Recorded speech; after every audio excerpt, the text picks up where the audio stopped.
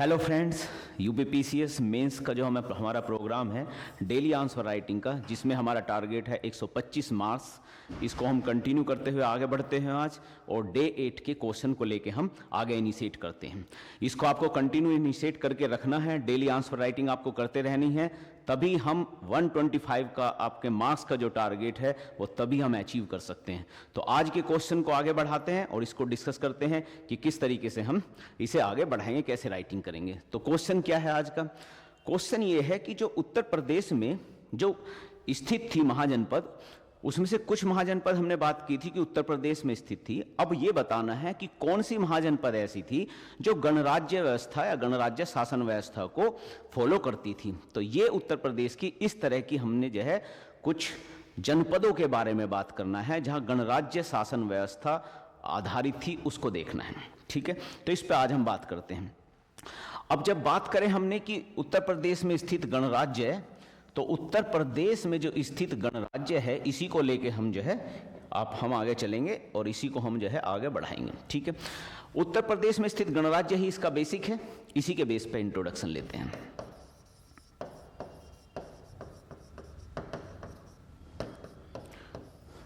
तो क्या इंट्रोडक्शन हम कह रहे हैं?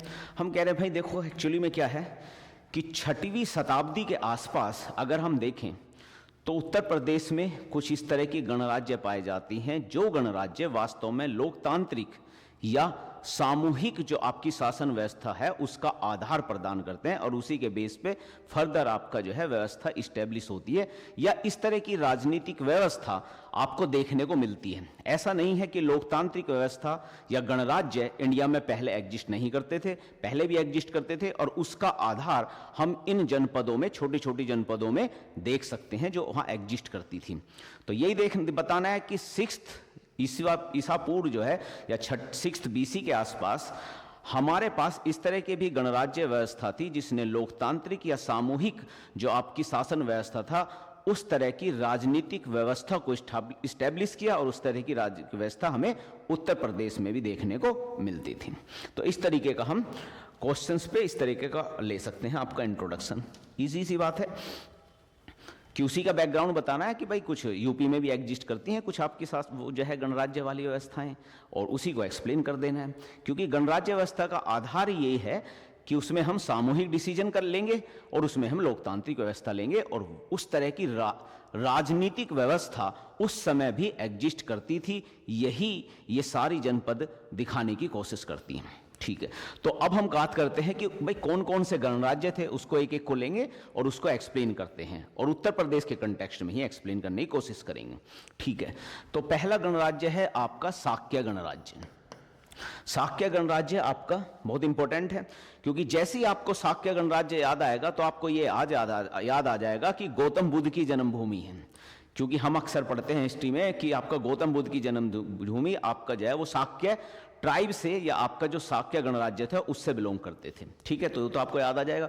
अब आपको ये भी याद आ जाएगा कि शाक्य गणराज्य अगर गौतम बुद्ध से बिलोंग करता है तो वो डेफिनेटली बात है आपकी कपिलवस्तु या लुम्बिनी वाले एरिया में ही होगा। तो ठीक, डन, वही हमें करना है। स्थान लुम्बिनी और कपिलवस्तु क्षेत्र। तो हमारा लुम्बिनी और कपिलवस्तु क्षेत्र वाले एरिया में ही गौतम बुद्ध का जन्म हुआ था शाक्य गणराज्य में। वो शाक्य गणराज्य ही यूपी में आपका एग्जिस्ट करता है, यूपी और नेपाल के बॉर्डर में एक्चुअली में। तो कहां पे? लुम्बिनी और कपिलवस्तु वाले क्षेत्र में। ठीक है, विशेषता क्या है? वही जी, गौतम बुद्ध का जन्म स्थली के रूप में हम इसे याद रखते हैं। तो यही इसकी जो है विशेषता हो गई। और मुख्य तथ्य क्या है? और मुख्य तथ्य जो है कि जो भी आपके जो शाक्य थे, तो शाक्य का हमें पता है, इतना तो हमें आइडिया कि शाक्य में गणराज्य था। गौतम बुद्ध के जो पिता थे शुद्धोधन, वो शाक्य गणराज्य के, आपको पता होगा कि एक गणाध्यक्ष या एक परिषद अध्यक्ष कहलाते थे।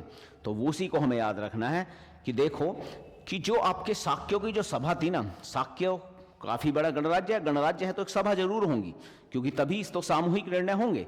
तो सभा है, तो सभा का नाम स्थागार कहा जाता है, संस्थागार कहा जाता है, सॉरी। तो संस्था जो हमारी संथागार जो आपको कहते हैं, तो सभा को संथागार कहते थे। तो शाक्य लोगों की जो सभा थी वो संथागार था।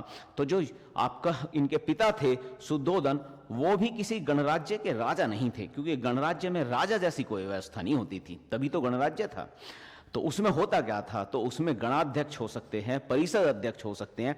तो वह एक परिषद अध्यक्ष के रूप में एग्जिस्ट करते थे, और ऐसे परिषद अध्यक्ष अपने समय के साथ साथ बदलते रहते थे।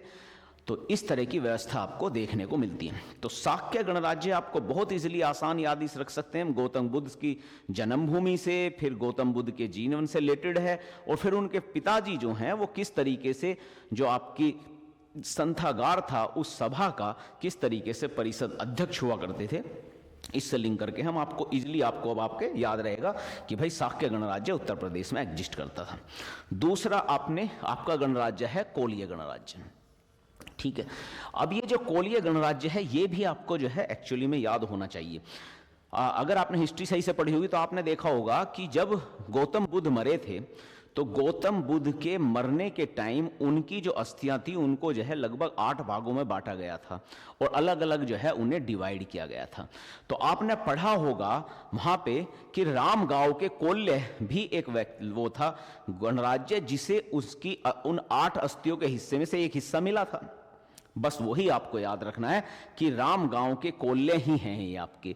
तो वही कोल्य गणराज्य आपका उत्तर प्रदेश में एग्जिस्ट करता है। अब ये कहाँ है, तो मुख्यतः आपका गोरखपुर, सिद्धार्थनगर और देवरिया वाला जो आपका क्षेत्र है, और उधर नेपाल की तराई वाला क्षेत्र। तो ये भी नेपाल की तराई है, नेपाल से मिलता है उधर, और नेपाल की तराई से लेकर सीधा आपका जो है सिद्धार्थनगर आएगा।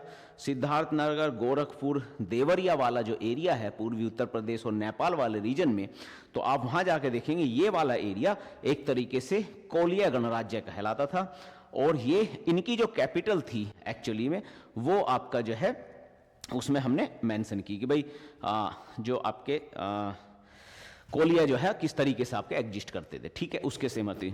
इनमें शासन व्यवस्था कैसी थी, ये कबीलाई लोकतंत्र के रूप में कार्य करते थे। तो इनकी क्या होता है कि कबीलाई लोकतंत्र, तो छोटा छोटा कबीले होते थे, उनके अपने अपने लोकतंत्र होते थे, और जितने भी कबीले होती थी उनकी अपनी स्वतंत्र परिषदें होकर कार्य करती थी। इस तरह का कोलीय गणराज्य थे, और इनकी कैपिटल आपकी रामगांव थी। रामगांव आपका, और हमने पढ़ा भी है कि रामगांव के कोल्यों को जब गौतम बुद्ध की अस्थियों का विभाजन हुआ था तो उसमें एक हिस्सा इन्हें भी मिला था। ठीक है, तो उससे आप कोलिया याद रख सकते हैं। तो दो चीज तो हमारी, 2 गणराज्य तो सीधे सीधे हमारे गौतम बुद्ध से ही लिंक हो गए। अब आगे बढ़ते हैं। तीसरा है आपका मौर्य गणराज्य। ठीक है, अब मौर्य गणराज्य के बारे में बात करते हैं। एक्चुअली में जो मौर्य गणराज्य है ये आपका जो मगध वाले एरिया में हम मौर्य देखते हैं, तो मगध वाले एरिया में मौर्य पे पहुंचने से पहले अगर आप बैकग्राउंड में आओ तो एक मौर्य सिस्टम, उन जो मौर्य थे, जो आपके मगध के मौर्य हैं, उनका बैकग्राउंड एक्चुअली में यहां से कई बार आपका जोड़ा जाता है मौर्य वाले गणराज्य से लेकर। ये उत्तर प्रदेश के और बिहार के क्षेत्र में फैला हुआ है, ज्यादातर बिहार के क्षेत्र में फैला हुआ है, लेकिन उत्तर प्रदेश के भी महाराजगंज और गोरखपुर वाला जो एरिया है, और उसके भी स्पेशली जो पीपली वन वाला एरिया है। अब पीपली वन आपको इजीली आप लिंक कर पा रहे होंगे, क्योंकि मौर्य वाला जो गणराज्य है ये उत्तर प्रदेश का जो पीपली वन वाला एरिया है वहां पे जो है एग्जिस्ट करता है। इसका सेंटर अगर इधर देखें, और मेनली जो है फिर ये बिहार के एरिया में एग्जिस्ट करता है। तो जो मगध के मौर्य हैं उनका जो बैकग्राउंड है इसी मौर्य गणराज्य से आपका कहीं ना कहीं लिंक होता है। यहां भी क्या होता है, सर्वसम्मति पर आपका जो है, सर्वसम्मति के आधार पर मतों के आधार पर मौर्य जो है मतों के आधार पर सभी का सर्वसम्मति से मत हो जाए उसी के आधार पर जो है निर्णय लेते थे। इस तरह की व्यवस्था इनके यहाँ पे थी। ठीक है, तो ये भी आपका इंपॉर्टेंट हो गया। मल्ल गणराज्य आपको पहले से पता होगा, फिर दोबारा आप गौतम बुद्ध पाएंगे। अब गौतम बुद्ध का जब महापरिनिर्वाण होता है तो वो भाई साहब आपका कुशीनगर और पावा वाले जो इस मल्ल वाला एरिया है, इसी मल्ल जनपद में आपका होता है, और ये भी एक मल्ल गणराज्य ही स्थित होती है। तो ये भी आपका इंपॉर्टेंट, आपको याद रखना। तो मैक्सिमम जो हमारे गणराज्य हैं उत्तर प्रदेश के, वो गौतम बुद्ध से कहीं ना कहीं लिंक है। तो हमने बताया कि भाई महापरिनिर्वाण से संबंधित है, गौतम बुद्ध के महापरिणाम से संबंधित है। और मुख्यतः मिलेंगे वही कि कुशीनगर और पावा वाले एरिया में मिलेगा। ये आपका मल वाला था, ये दोनों इनकी कैपिटल थी, कुशीनगर और पावा। यहीं पे आपकी दो शाखाएं इसकी एग्जिस्ट करती थी। और ये एक पूर्णतः गणतांत्रिक शासन था, पूर्णतः गणतांत्रिक। जो आपके मल थे वो पूर्णतः गणतांत्रिक थे। और मल में क्या होता था, पूर्णतः गणतांत्रिक थे और उनके कुलों में बटे हुए थे, कुल में बटे हुए थे। उन कुलों के अपने अपने गणाध्यक्ष होते थे और फिर वो एक परिषद का निर्माण करते थे और उसके बेस पर निर्णय लेते थे। तो एक तरीके से पूर्णतः गणतांत्रिक व्यवस्था थी मल वाले उसमें। तो ये भी आपको इजीली याद रखना आसान होगा। काशी आपको पता ही है उत्तर प्रदेश का, ये आंशिक गणतांत्रिक पर एक परंपरा में थी। एक्चुअली में क्या था कि जब प्रारंभिक में देखें तो काशी की जो शासन व्यवस्था थी वो परिषद आधारित थी, लेकिन बाद में ये राजतंत्र के रूप में स्थापित हुआ। लेकिन फिर भी लोकल स्तर पे जो शासन चलता था काशी में वो फिर भी छोटी छोटी सभा और परिषदों के द्वारा ही चलता था, जो बेसिक स्तर पे चलता था, जो आज की पंचायत वाली सिस्टमों की तरह आप जो है देख सकते हैं कि भाई ऊपर तो राजतंत्र है लेकिन नीचे आपका गणतंत्र वाला व्यवस्था है, कुछ इस तरीके से इनका चलता था। तो आंशिक रूप से काशी को आप गणतांत्रिक व्यवस्था में मान सकते हैं।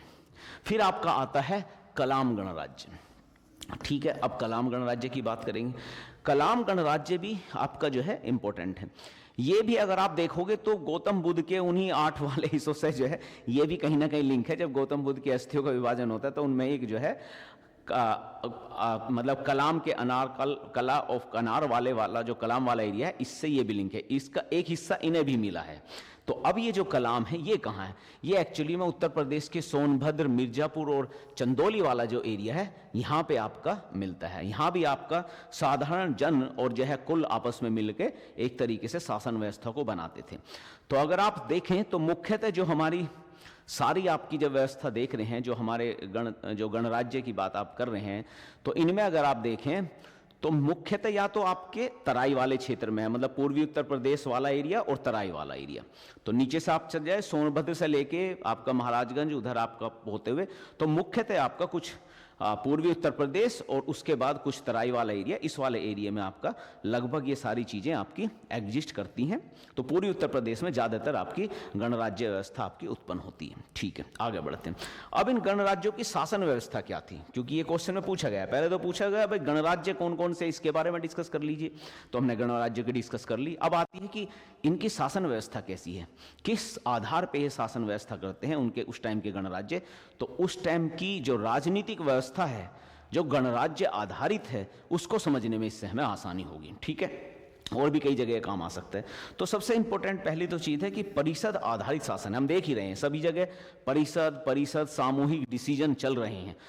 अभी हमने ऊपर पढ़ा सब जगह परिषद और सामूहिक डिसीजन, वही दो चीज इसमें आएंगी जरूर कि परिषद आधारित शासन व्यवस्था है। भाई कोई राजा नहीं है, जनरली परिषद होती है, परिषद का परिषद अध्यक्ष चुना जाता है और उसी के हिसाब पर डिसीजन होता है। तो क्या होता है, सभी गणराज्यों में शासन एक परिषद के द्वारा चलता है। परिषद अक्सर सदस्य अक्सर सहमति से चुने जाते हैं और सर्वसम्मति से वे अपना निर्णय ले लेते हैं और परिषद के द्वारा ही सारे निर्णय और नीति फाइनल की जाती है। तो परिषद आधारित शासन है, कोई दिक्कत वाली बात नहीं, होता ही है गणराज्य में। दूसरा सामूहिक वाला चीज आएगा कि सामूहिक नेतृत्व है। सामूहिक नेतृत्व क्या है, क्योंकि कोई वंशागत राजा तो हो नहीं रहा है, यहाँ पे वंशागुणत राजा तो हो ही नहीं रहा है। तो जो शासन हो रहा है वो एक तरीके से सामूहिक नेतृत्व की तरह हो रहा है। कैसे, या तो गणाध्यक्ष बनेंगे या महागणाध्यक्ष बनेंगे और चुनाव होगा उन गणाध्यक्ष का और वो भी परिषद के द्वारा होगा। और फिर वे जो गणाध्यक्ष होंगे वो सामूहिक रूप से बिना किसी वंशागत व्यवस्था के, बिना राजा बने एक तरीके से सामूहिक निर्णय लेंगे। उदाहरण के रूप में अब हमेशा लिखना है, जैसे हमने ऊपर आया आपका ठीक है, एक मिनट, आपका जो पिछले वाला को वो था, हमने जो बात की थी कि भाई एक तरीके से जो हम जो है परिषद आधारित शासन, तो उसका उदाहरण भी इंपॉर्टेंट है। तो उदाहरण जरूर ले लीजिए, हर के उसमें एक उदाहरण दोगे लोकल स्तर पे कि भाई किस तरीके से कैसे आपका कौन से गणराज्य में क्या क्या काम हो रहा था, तो ज़्यादा अच्छा आपको मार्क्स फेच करने को मिलेगा यहाँ से। तो उदाहरण क्या है, जैसे हमने कहा था शाक्य संस्थागार की बात करी थी, तो शाक्य संस्थागार में कोई भी निर्णय बिना परिषद के स्वीकृति के नहीं लिया जाता था। तो जो भी निर्णय लिया जाता वो कोई राजा नहीं लेता था, पूर्णतः सब लोग सारी मिलकर अंततः एक परिषद निर्णय लेती थी। तो शाक्य के अंदर जो भी निर्णय होते थे या शाक्य सभागार के अंदर जो भी निर्णय होते थे वे सारे जो है परिषद के ऊपर ही होते थे। ये हमने एग्जाम्पल उसमें हम दे सकते हैं, बहुत अच्छा रहेगा। इसी तरह सामूहिक निर्णय वाली बात करें तो इसमें भी हम उदाहरण दे सकते हैं कि जो मल्ल गणराज्य है उसमें आप देखो कि राज्य जो है मुख्य रूप से 9 कुल थे इसके अंदर, और 9 कुल सामूहिक रूप से मिलके एक तरीके से तब जाके मल के अंदर सामूहिक रूप से मिलके और तब आपका शासन करते थे। तो हम कह रहे हैं ना जो सामूहिक निर्णय लिए जाते थे, इसका सबसे अच्छा उदाहरण मल गणराज्य में देखने को मिल रहा है, क्योंकि यहाँ 9 कुलों का एक ये है गणराज्य है जो सामूहिक रूप से डिसीजन ले रहा है। तो इसीलिए हमने बात भी की थी कि जो मल गणराज्य है वही वास्तव में एक सबसे अच्छा गणराज्य का उदाहरण माना जाता है, क्योंकि वहां क्या है 9 कुल अलग अलग हैं, 9 कुल मिलते हैं और सामूहिक रूप से निर्णय लेते हैं। इसी तरीके से हमने जो शाक्य किया वो भी एक अच्छा वो है। शाक्य जो संथागार है वो भी एक इम्पोर्टेंट इंस्टीट्यूशंस है, उसमें भी जो निर्णय लिए जाते हैं वो पूरी परिषद मिलकर निर्णय लेती है, तो वो भी गणराज्य के एक अच्छा एग्जाम्पल है। इस तरीके से हम इसको एग्जाम्पल लेके चल सकते हैं। इसके बाद नागरिक सहभागिता भी है। तो अगर हम आप देखें तो जो सभा और परिषद है इनमें काफ़ी हद तक निर्णय लेने के, डिसीजन लेने के या चुनाव करने के, उसमें आम जनता या जन लोगों को भी शामिल किया जाता था। तो जनरली नागरिक सहभागिता काफ़ी अच्छी देखने को मिलती थी, और जब न्याय व्यवस्था होती थी तो उस व्यवस्था में भी जन सहभागिता होती थी। तो जन सहभागिता काफ़ी हद तक गणराज्य वाली व्यवस्था में देखने को मिलेगी, वो यहाँ भी देखने को मिलती है। अब एक आधा एग्जाम्पल इसमें हम इसी तरह जोड़ सकते हैं। तो अगर आपका वज्जी और लिच्छवी संघ की बात करें, वज्जी या लच्छवी संघ आपने पहले से सुना होगा, उसकी बात करें तो जो भी कर लगता था, युद्ध होता था, संधि होती थी, उससे रिलेटेड जो भी निर्णय होते थे वे सार्वजनिक सभा में रखे जाते थे। तो इसका मतलब सार्वजनिक सभा में रखे जाते थे, मतलब जिसमें लोगों के, आम जनता, आम लोगों के जो प्रतिनिधित्व होते, आम लोगों का जो एक सहभागिता होती थी, उस सब जगह रखे जाते थे, एक तरह आम जनता को बताए जाते थे। तो लिच्छवी या विज्जी संघ में जो भी निर्णय हो रहे हैं, क्या कर लगा, क्या टैक्स लगा, वो सारी आम जनता में सार्वजनिक किए जाते थे। जैसे आज के टाइम में देखो, अगर आपका कोई बिल आएगा, कोई बिल पास होगा, तो आम जनता का उस पर डिसीजन लेने के लिए कई बार उसे पब्लिकली आपकी जो है गवर्नमेंट की ऑफिशियल वेबसाइट्स में डाले जाते हैं कि भाई पब्लिक इसे देख सकती है और अपने डिसीजन दे सकती है, अपनी राय दे सकती है। उसी तरह के निर्णय कहीं ना कहीं आपके जो है लिच्छवी संघ में भी आप देखने को मिल सकते हैं आपको, या मिलते थे। तो काफी हद तक उसमें क्या होता है, जन सहभागिता होती है। जैसे आज के टाइम में जनता के सामने इसीलिए तो रखा जाता है ताकि जन सहभागिता हो सके, उनके भी डिसीजन लिए जा सके। उसी तरीके से जन सहभागिता उनमें भी बहुत ज्यादा देखने को मिलती थी, और आपका वज्जी या लिच्छवी जो संघ था ये इसके लिए काफी इंपॉर्टेंट था। सैन्य संगठन, अच्छा, जो गणराज्य था वैसे तो इनकी ना सेना बहुत पावरफुल नहीं थी जनरली, क्योंकि गणराज्य जो ज़्यादातर थे ना, वो ज़्यादातर गणराज्य छोटे आकार के थे, उनका साइज बहुत बड़ा नहीं था, इसलिए बहुत पावरफुल सेना नहीं थी। लेकिन जो सेना बनती थी, क्योंकि जनता की सहभागिता होती थी, तो सेना में, सेना बनने की कंडीशन में क्या है कि ज़्यादातर जनता सैन्य परीक्षण ले लेती थी, और ज़्यादातर जनता सेना के साथ पूरा अटैच रहती थी पूर्णतः। तो इस कंडीशन में हम ये कह सकते हैं सेना बहुत बड़ी नहीं है, लेकिन सेना के पास जज्बा बहुत है, सेना अपने आप में मजबूत बहुत है, बहुत स्ट्रॉन्ग संगठित है। क्योंकि क्षेत्रफल बड़ा नहीं है इसलिए बहुत बड़ी सेना को ऑर्गेनाइज नहीं करा पा रहे हैं, ये तो समस्या है। अगर कोई गणराज्य बहुत बड़ा होता और उस तरह की सेना उसके पास होती तो वो एक बहुत बड़ी पावरफुल सेना के रूप में बदल जाते, लेकिन अब नहीं बदल पा रहे हैं। अब इसमें देखें अगर आप तो, क्योंकि नागरिक सैन्य प्रशिक्षण बहुत इंपॉर्टेंट था, तो इसमें देखें तो जो मल या वज्जी संघ जो था आपका, उसकी अगर आप सेना देखें तो इनकी सेना, मल की सेना स्पेशली अगर आप देखें तो मल जो आपका गणराज्य था, मल संघ था, इसकी सेना बहुत पावरफुल थी। ठीक है, क्योंकि मल ठीक ठाक एरिया में भी था और नागरिक सैन्य प्रशिक्षण मिलता था, तो हर नागरिक सेना के साथ सहभागिता कर सकता था। तो इस तरीके से एक पावरफुल सेना बनती थी इनकी। तो जब आपका इस तरह की कंडीशन इसमें देखने वाली थी, क्योंकि इतना संगठित था, जब आपका अजीत शत्रु जब इसे पराजित करना चाहता था, अजात शत्रु जब इसे पराजित करना चाह रहा था, तो उसे इन्हें पराजित करने में मल की सेना को बहुत ज़्यादा जो है एफर्ट लगाना पड़ा था, क्योंकि एक स्ट्रॉन्ग या पावरफुल आपकी जन सहभागिता वाली सेना एग्जिस्ट करती थी किसी भी गणराज्य के पास। तो ये आप एग्जाम्पल दे सकते हैं कि मल की सेना काफ़ी पावरफुल थी। और जब आपका इसे हराने में जो है अजातशत्रु को भी काफ़ी स्ट्रॉन्ग मेहनत लगी थी, ये आप एग्जाम्पल दे सकते हैं। उसके बाद इसकी न्यायिक व्यवस्था इंपॉर्टेंट है।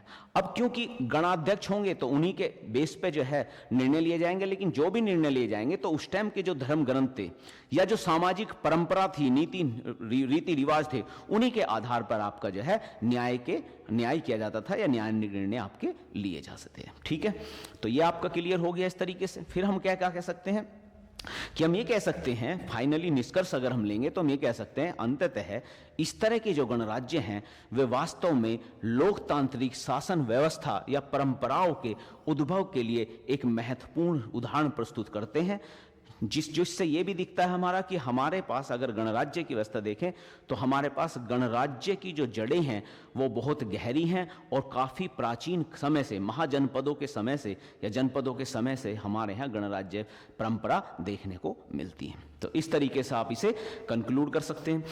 ठीक है, तो आप लगातार राइटिंग करते रहें इस पे, हम लगातार इस पे जो है डिस्कशन करते रहेंगे। हम अपना पेस और तेज करेंगे इसमें आगे जो है वो कि भाई डिस्कशन करने के लिए मे बी मैं इसमें क्वेश्चंस कुछ और इसमें क्वेश्चंस हम धीरे वो बढ़ाएं, क्योंकि हमारा टारगेट है कि पेपर 5 पेपर 6 दोनों में आपका लगभग 200 क्वेश्चंस, जिसमें आपके मैक्सिमम क्वेश्चंस आपके मॉडल क्वेश्चंस होंगे और सभी में एक अच्छा यूपी स्पेसिफिक कंटेंट दिया जाएगा ताकि हम 125 मार्क्स आपके अचीव कर सकें। Okay, keep continue writing. Thank you.